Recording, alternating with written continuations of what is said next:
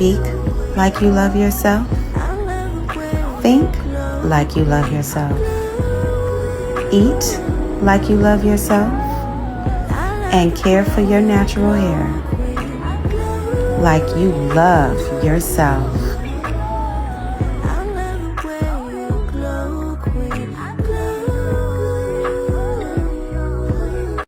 Greetings, vibrant beings. I want to welcome you back or welcome you to the channel if this is your first time coming across my content. I am filming outside today, so I am going to do my best to make sure that the wind does not interfere with today's sound quality. I have finally made it back home to Panama after several months of necessary travel, and it is a wonderful 89 degrees right now. But the wind, maybe the wind is winding, it is blowing things around the pool like away. So hopefully the wind doesn't impede our message today. But I just needed to be outside. Like, I'm not an AC person in general, so I just needed to be outside and getting some new content done for y'all. So let's get started. So today I want to talk to you guys about the dangers of alcohol, right? Like this, you're like, Nita, why are we talking about alcohol? Like this is a hair channel. Well, it is and it isn't, right? It's a holistic holistic health channel. Oh, I did my henna mask, and so I decided not to use gloves, and so we're looking at the henna stain right now.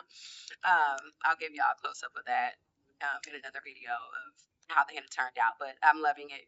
Anywho, yeah, it's a holistic health channel that focuses on hair, but every now and then we go down the path of things that are just strictly health focused. And today I want to talk about alcohol because it's such a normal and regular part of how we socialize, how we gather, how we commune, with friends and coworkers or what have you.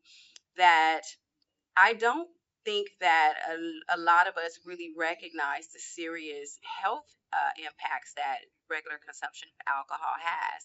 And so I wanted to talk a little bit about that today. So the first thing that I wanted to touch on is the fact that alcohol is a diuretic that naturally dehydrates the body. And so when we are regularly consuming alcohol, our skin is drier, it's more prone to wrinkles. Um, we can't stay hydrated because it's actively pulling the body to release water as you're actively consuming it. So regular alcohol consumption leads to chronic dehydration. So within days of ceasing alcohol use, you may notice that your skin looks brighter, your skin is more supple and healthy, and that you're able to maintain your hydration levels, as well as there's something called anxiety, which is alcohol induced anxiety. Like that even will start to diminish. The next point I wanted to touch on is your sleep, how alcohol disrupts the sleep. So while alcohol consumption will definitely impact the nervous system and tell it to slow down at a certain threshold, which makes us feel like we're falling asleep faster. What it also does is it disrupts our REM sleep, the deep sleep that we need to get restorative rest. And so what this often looks like is that, like, the next day after alcohol-induced sleep, we are fatigued, we're tired, and sometimes it goes on for a couple of days. And so for those of us who have not made the connection, I wanted to touch on that as well, because sleep is life. Like, sleep is vital as breath and water. So we need to be getting deep, regular, restorative sleep so that we can show up in life with full energy, full focus, without needing all the stimulants and other things, right? Because we're tired. So most people within a couple of weeks, 1 to 2 weeks of ceasing alcohol use, notice deeper and more restorative sleep. Weight loss. Weight loss is another big impact of ceasing or reducing our alcohol usage. Alcohol contains a lot of empty calories. All alcohol is actually metabolized in the body into sugar. I don't know if y'all knew that, but it is. And so once our body hits its threshold for sugar metabolization for the day, then all of that excess sugar that the body cannot use, for energy purposes, gets turned into fat, y'all. So we're drinking all these empty calories and just increasing the fat on our body, especially around the midsection, not to mention other things that I'll get to in a minute. And so if you are conscious about reducing your alcohol consumption or just stopping altogether, then you'll see pounds just not even come onto your body and fall off because you're not taking in all these empty calories and all this extra sugar that's turning into fat on your body. The next point I want to touch on is the improvements in the digestive system. Now, drinking alcohol on a regular basis definitely interferes with the digestion process. It actually also starts to erode the the gastrointestinal mucosa, which can contribute to ulcers and other types of digestive issues. It also destabilizes your gut flora balance, which also contributes to other types of gut and health issues. When you're having symptoms like heartburn or indigestion or gas, like these things can be alcohol related. A lot of times they are alcohol related, and some food related too, but alcohol is definitely contributing. And so usually within ceasing alcohol consumption within a couple of weeks, you'll notice an improvement of these symptoms, and that they go away altogether should you decide to embark on an alcohol-free life. Mental clarity. An improvement in our mental clarity. This one is probably like the most important one to me. Well, okay. The most important one to me next to another one that I'll get to down the line, which is improving your cancer risk. But mental clarity, y'all. So alcohol is a neurotoxin. It is toxic to your nervous system, and what that means is that it is toxic to the nerves of the body and the pathways with which they connect to the brain. So regular alcohol consumption impacts your cognitive function. It slows it down. It contributes to all types of neurodegenerative disease.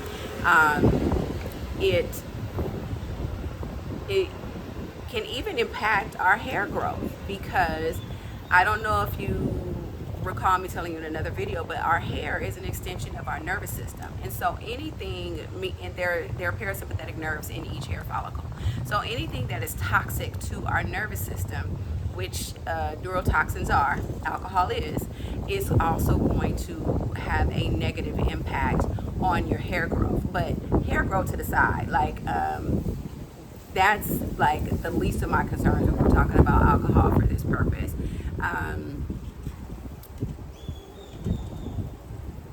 When your brain doesn't function well, you don't function optimally. Like, your ability to process and receive information is hampered.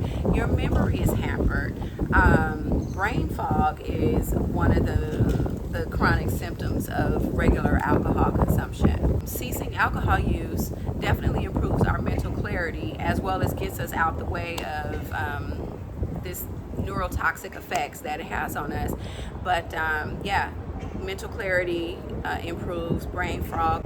Your memory, concentration, and focus all show improvements by just reducing or eliminating your use of alcohol. Regular alcohol consumption also impacts how your immune system functions, believe it or not. So once we are, if we are a regular consumer of alcohol, you may notice that you get sick more often, and the colds or viruses or whatever it is you're dealing with last longer, and this is because your immune system is being hampered by alcohol. When you reduce or eliminate alcohol usage, your body becomes more effective at fighting off colds, flu, viruses, as your white blood cell functions recover. So immune system function improvement is a benefit of ceasing alcohol use. Did you know that one? Heart health. Heart health is also impacted by regular alcohol consumption. So remember in the first point I talked to you about how alcohol is a diuretic and it affects our hydration, right?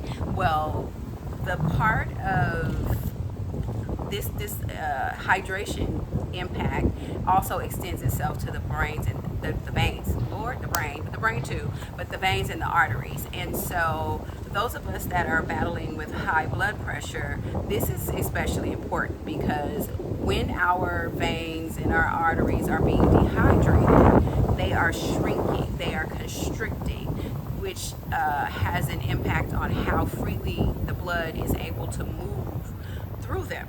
So if you have, these types of conditions and you regularly consume alcohol, you definitely want to consider reducing and or eliminating your usage altogether.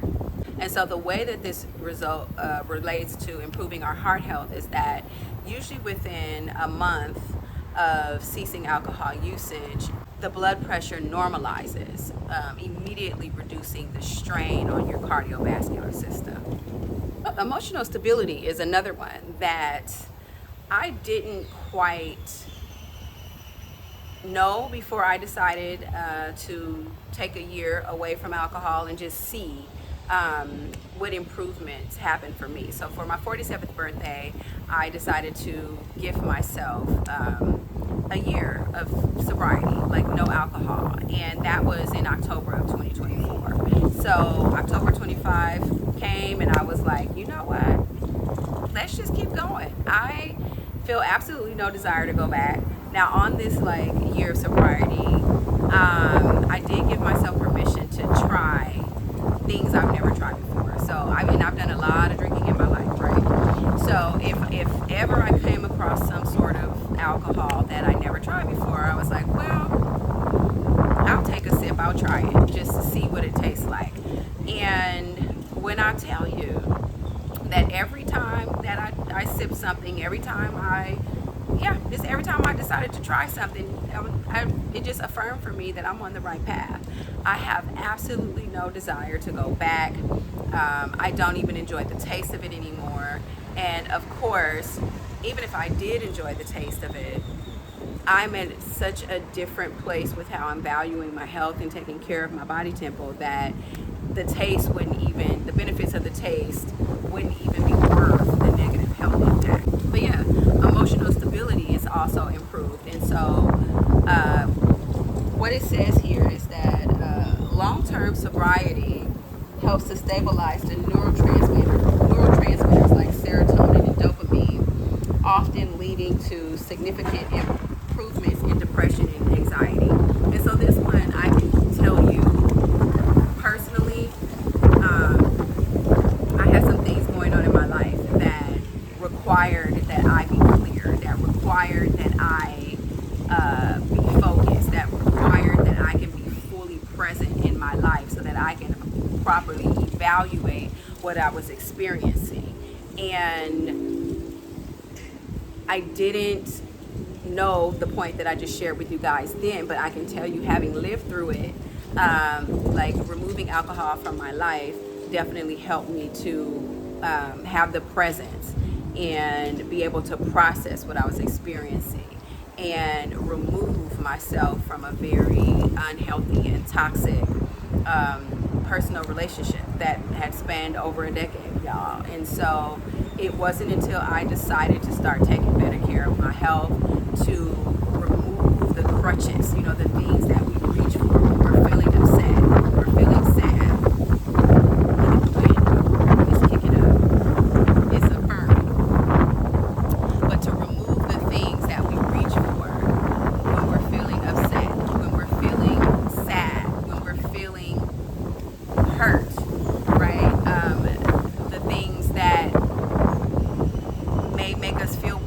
about those things, but are also impairing the way that we are experiencing reality. It's changing the way that our brain functions.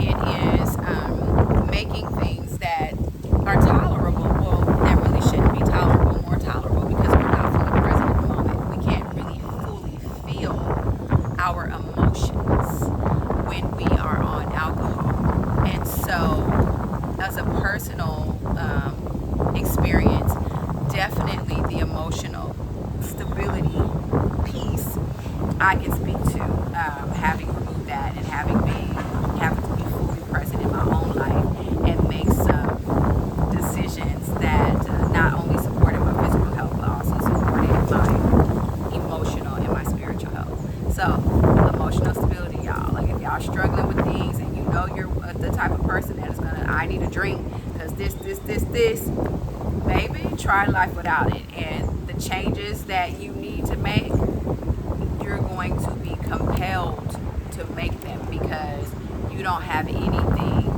suppressing your emotions and your experience of reality and getting in the way of your ability to do so. All right, so regular consumption of alcohol also improves our cancer risk. Increases our cancer risk. That's what I want to say. Yeah, regular consumption of alcohol also increases your cancer risk. And this one I definitely did know.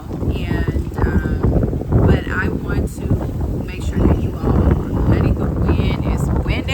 I am loving it. I hope it's not too distracting for y'all. But yes, the regular consumption of alcohol definitely increases your risk of cancer, unfortunately. And so a lot of us don't know these things. We're just out socializing, doing the thing, and not realizing that we are slowly but surely, poisoning ourselves in several ways and adding to increasing our cancer risk. Intentional abstinence from alcohol drastically reduces the risk of several types of cancer, including breast, liver, and colorectal cancer. So if that's not a good enough reason to stop with the alcohol, or at least take regular breaks from it, I don't know what is. Now, this point kind of relates to like emotional stability and mental clarity, and this one would be relationship growth. And the reason why I felt like this was important to highlight is because a lot of us are just out here experiencing a bunch of superficial connections. We, are craving deep connection, wanting healthy relationships, and not showing up present and healthy ourselves. And so how can you want that which you are not, right? So relationship growth is definitely one of the benefits of ceasing regular alcohol consumption, because it allows you to be more present. It allows you to tap in more deeply, not only with yourself, but then also with the people around you. And the people that are able to meet you there, you're actually able to build real deep and genuine connection. So relationship growth, I think, is really, really, really important, especially in these times. I mean, all the time, but especially in these times when we're needing community more and more. The ability to even connect with yourself and others deeper is a wonderful, wonderful benefit of ceasing alcohol consumption. Baby,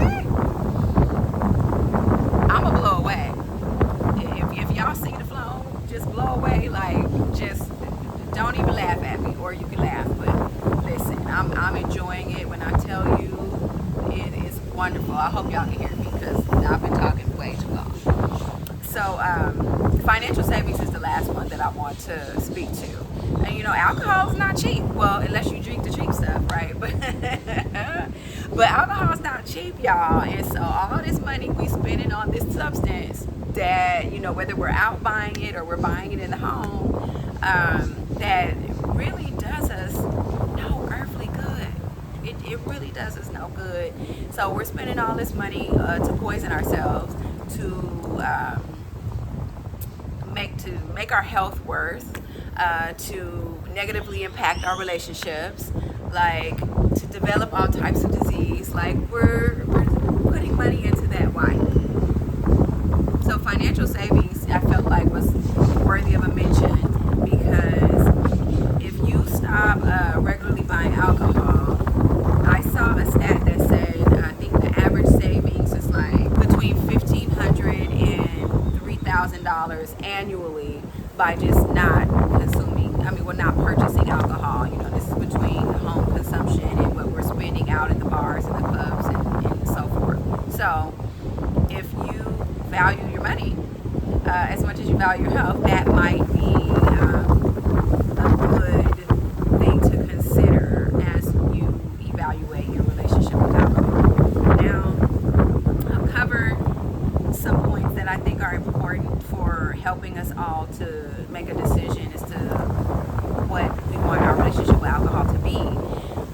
But I do want to highlight addiction, right? When we think about addiction, it's normally focused on drugs and alcohol, but it also can extend to food and just any other things that we just cannot stop doing that we know are bringing us harm. So, addiction. I define addiction simply as the inability to stop doing something that you know is causing you harm. Period, point blank. Don't even matter what it is, honey. If you got an addiction to a toxic relationship and you know this is hurting you and you're still in it, you're addicted to, that experience, right? But alcohol addiction, a lot of us are very social drinkers and we don't consider that we may have an addiction. And so for that reason, and just overall health reasons, I have a 30-day no alcohol challenge that is going to be launching on the spring equinox. And so this is March the 20th, 2026. And so for 30 days, we are going to walk each other through the process of life without alcohol and just experience the benefits of what that does for you, right? And so I am going to be offering some wonderful mocktails that you guys can consume if you're like really into drinking and you need something healthy to substitute it with. Like that'll be an offering that's available to you.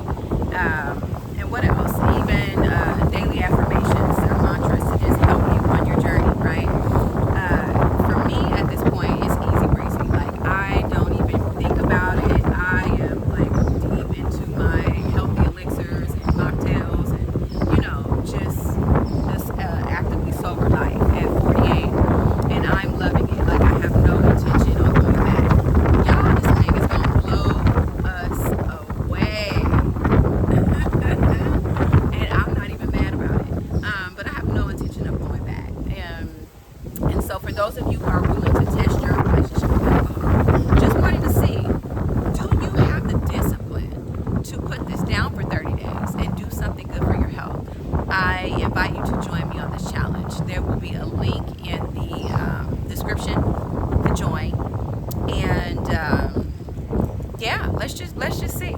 To test yourself. And for those of you who know you don't have an addiction and you're like, I just want to do this for myself because I love me, and after hearing all of these health issues that can be caused because of alcohol, I just want to go ahead and take a little break from it and give my body some time to repair and some time to heal. This is for you also. So I definitely would love to hear your thoughts. I would love to get your feedback, and definitely want to know if you learned anything on watching this video about alcohol, the health implications of alcohol. Motorcycle guys riding by. Yeah, if you learned anything watching this video on the health implications of alcohol, and hopefully it's inspired you to reevaluate your relationship with alcohol, whether you join the challenge or not. But I hope you join me because it's going to be a life-changing and spirit-elevating experience. So I thank y'all for watching, and I will see you on the next one.